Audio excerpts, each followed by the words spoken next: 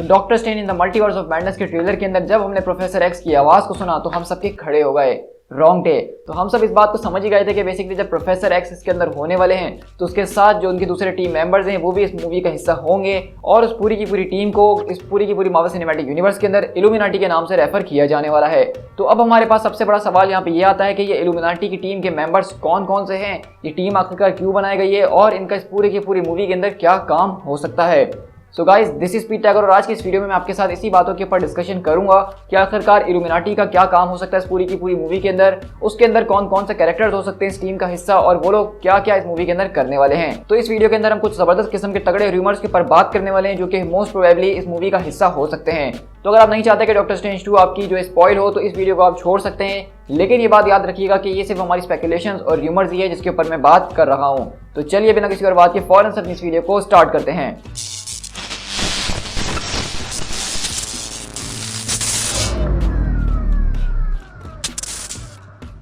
तो सबसे पहले हम अगर बात करें जो कि हमारा सबसे बड़ा सवाल भी है तो वो ये है कि आखिरकार इल्यूमिनाटी की टीम चलो होगी तो उसके अंदर कौन कौन से कैरेक्टर्स होंगे प्रोफेसर चार्ल्स एक्सेवियर के अलावा। तो इसमें जो हमारे पास और दूसरे मेंबर्स को बताया जा रहा है उसके अंदर कैप्टन कार्टर होंगी जो कि वही कैप्टन कार्टर होंगी जिनको हमने व्हाट इफ के उस एपिसोड के अंदर देखा था, जिसके अंदर पहला एपिसोड के अंदर वो मौजूद थी और आखिरी एपिसोड के अंदर भी जो एंड क्रेडिट सीन था वो उन्हीं के ऊपर खत्म किया गया था।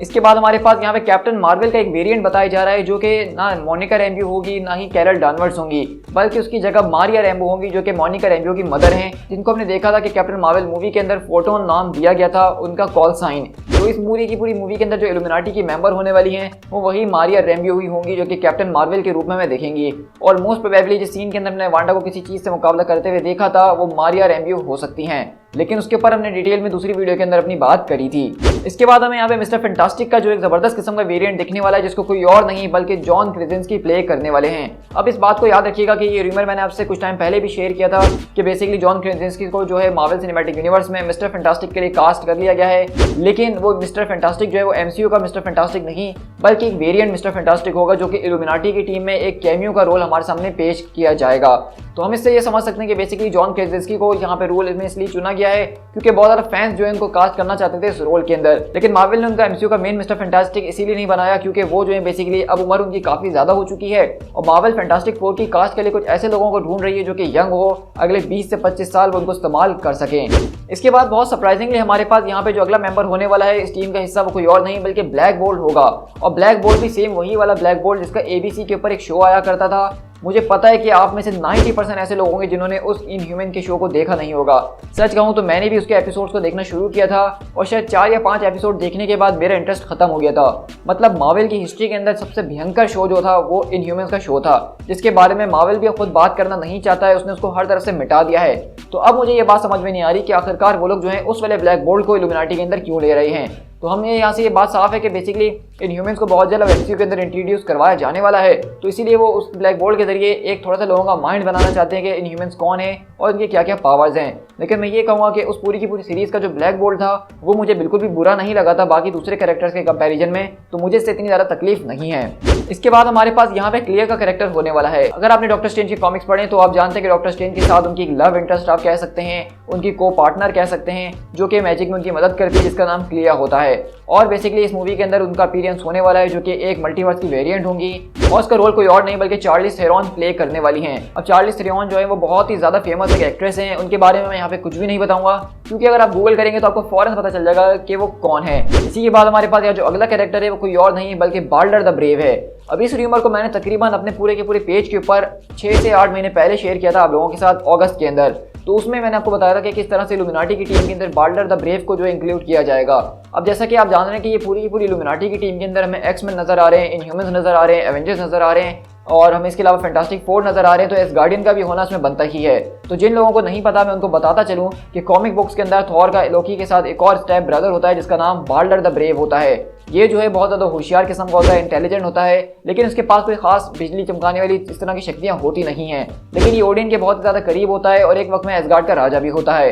तो मुझे लगता है कि वो लोग एक मल्टीवर्स की एक ऐसी यूनिवर्स होगी जहाँ पे बेसिकली थॉर की जगह बाल्डर द ब्रेव जो होगा वो बेसिकली ओडिन का चहीता बेटा होगा और शायद वही इस टीम का हिस्सा भी होगा। और अगर आपको नहीं पता तो मैं फन फैक्ट आपको बताता चलूं कि थॉर द डार्क वर्ल्ड के अंदर बाल्डर द ब्रेव को ऑलमोस्ट इंक्लूड कर लिया गया था। ये जो कॉन्सेप्ट आर्ट आप देख रही हैं थॉर द डार्क वर्ल्ड का है, लेकिन एंड मोमेंट्स के अंदर इसको मूवी से निकाल दिया गया क्योंकि राइटर्स को ऐसा लगने लगा कि मूवी बहुत ज़्यादा कंफ्यूजिंग हो जाएगी, क्योंकि पहले पार्ट के अंदर जब उसका भाई नहीं था तो दूसरे में कहाँ से आ गया। इसके बाद हमारे पास जो एक और मेंबर होने वाला है इस इल्यूमिनाटी की टीम के अंदर वो कोई और नहीं है बल्कि मैग्नीटो होने वाला है। अब जो र्यूमर्स आ रहे हैं उसमें हमें मैग्नीटो बताया गया, हमें ये नहीं बताया गया कि वो बुड्ढा वाला मैग्नीटो होगा या जवान वाला, लेकिन मैं यहाँ पे एक्सपेक्ट कर रहा हूँ कि अगर यहाँ पे प्रोफेसर एक्स को पैट्रिक स्टुअर्ट प्ले कर रहे हैं तो मैग्नीटो भी यहाँ पे वही बूढ़े वाले हमें मैग्नीटो नजर आएंगे। और हमें सुनने में ऐसा आ रहा है कि बेसिकली ये प्रोफेसर एक्स और मैग्नीटो वो मैग्नीटो और प्रोफेसर एक्स होंगे जिनको हमने X-Men days of future past के अंदर देखा था, क्योंकि हमने देखा था कि उसी मूवी के अंदर प्रोफेसर एक्स और मैग्नीटो की बॉन्डिंग जो थी एंड में बहुत सॉलिड किस्म की हो गई थी और उसके अंदर ही वो लोग अपने सबसे ज्यादा हाईएस्ट लेवल के ऊपर मौजूद थे।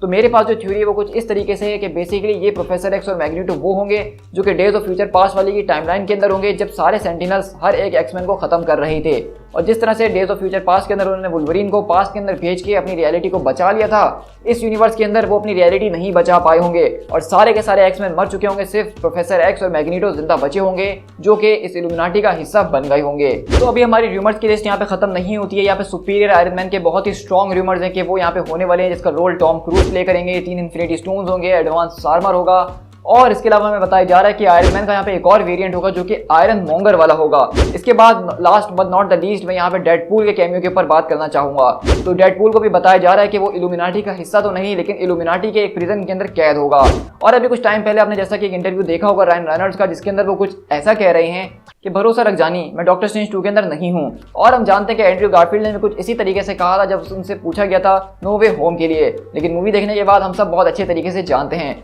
तो अगर आप इस लीक पिक्चर के ऊपर गौर करें जिसको लोग कह रहे हैं कि ये डेडपूल है जो कि इल्यूमिनाटी के एक प्रिजन के अंदर कैद है, तो यहाँ पे कुछ ऐसा हो सकता है। इसकी थ्योरी मेरे पास ये है कि डेडपूल 2 के अंदर हमने देखा कि किस तरह से केबल की टाइम ट्रैवलिंग डिवाइस मिलने के बाद डेडपूल अलग अलग टाइमलाइन में जाके सबके कांड डाल रहा होता है, मतलब हिटलर को मार देता है, ग्रीन लैंटर्न को मार देता है और अपने आप को ही मार देता है, यानी कि एक्समैन ओरिजिन वाले डेडपूल को जाके खत्म करता है। तो एक तरह से देखा जाए तो यहाँ पे डेडपूल जो है वो अंधाधुंध पूरी की पूरी टाइमलाइंस को बर्बाद कर रहा था, पूरी की पूरी यूनिवर्स के अंदर उथल पुथल मचा रहा था। तो हो सकता है कि इसी वजह से इल्यूमिनाटी ने उसको अपनी यूनिवर्स से खींच के यहाँ पे कैद कर लिया हो ताकि वो इस तरह की फजूल हरकतें ना कर सके। लेकिन जब वांडा इल्यूमिनाटी की बेस के ऊपर आके अटैक करे तो डेडपूल ही उनकी मदद कर सकता है, जो कि मेरे हिसाब से बहुत ही इंटरेस्टिंग थ्योरी मुझे लग रही है। तो अब हम अपने दूसरे सवाल के ऊपर आते हैं, वो ये है कि आखिरकार इल्यूमिनाटी की टीम को बनाया किसने है, वो बनी क्यों है। तो इसके पीछे सबसे बड़ा रीजन जो है वो ये है कि मैंने आपको जैसा कि अपनी प्रीवियस वीडियो के अंदर बताया था कि किस तरह से इस पूरी की पूरी मूवी का मेन विलन जो है वो कोई और नहीं डोरमामू हो सकता है, जो कि वांडा को मैनिपुलेट करके उसके जरिए सारी की सारी यूनिवर्सेस को अपनी डार्क डायमेंशन का हिस्सा बना रहा है। और इसीलिए जो जो यूनिवर्स खत्म हो चुकी हैं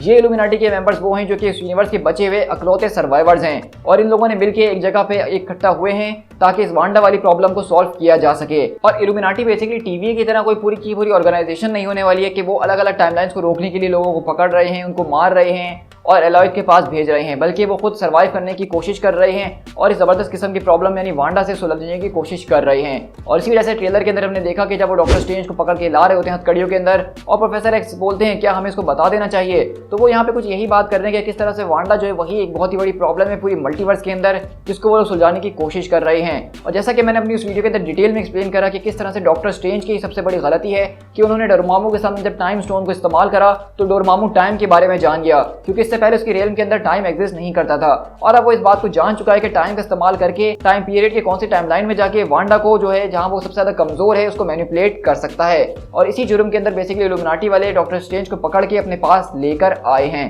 तो आप उस वीडियो को देख लीजिएगा, उसमें इस वीडियो को मैंने बहुत अच्छे तरीके से एक्सप्लेन करा है। अब अगर इस पूरी की पूरी मूवी के अंदर मैं इल्यूमिनाटी के रोल की बात करूं कि वो इसमें क्या करने वाले हैं, उनका क्या रोल होगा और किस तरीके से इस मूवी का वो इंपॉर्टेंट पार्ट हो सकते हैं, तो मुझे तो कुछ ऐसा लग रहा है कि इल्यूमिनाटी जो है वो बेसिकली यहाँ पे डॉक्टर स्ट्रेंज की मदद करने वाले हैं वांडा को रोकने के लिए। हमने जो एक सीन देखा जहाँ पे हम देख रहे हैं कि वांडा के कपड़ों के ऊपर पूरा खून लगा हुआ है, तो ये वही सीन होगा जब वो वांडा इल्यूमिनाटी के हेडक्वार्टर्स के अंदर आके उनको रोकने की, उनको बर्बाद करने की कोशिश करेगी। और तब हम देखेंगे कि हमने उसी सीन के अंदर देखा कि किस तरह से सैम राइमी ने एक शॉट दिखाया कि उसकी आंखों के अंदर जूम किया जा रहा है। तो बेसिकली वो वहाँ पे मोनिका रैम्बो या कैप्टन मार्वेल या सुपीरियर आयरन मैन जिस किसी से भी लड़ लेगी तो उसके बाद प्रोफेसर एक्स उसके दिमाग में घुसने की कोशिश करेंगे। और उसके बाद हमने इस ट्रेलर के अंदर एक और शॉट देखा था जहाँ पे 2 वांडा एक साथ बैठी हुई थी। तो बेसिकली जो पूरी की पूरी खून वाली वांडा है वो वही वांडा होने वाली जो इल्यूमिनाटी के अंदर घुसी थी, और प्रोफेसर एक्स उसके दिमाग में घुस के उस दूसरी वांडा से बात कर रहे हैं जिसने उसको पोजेस किया था।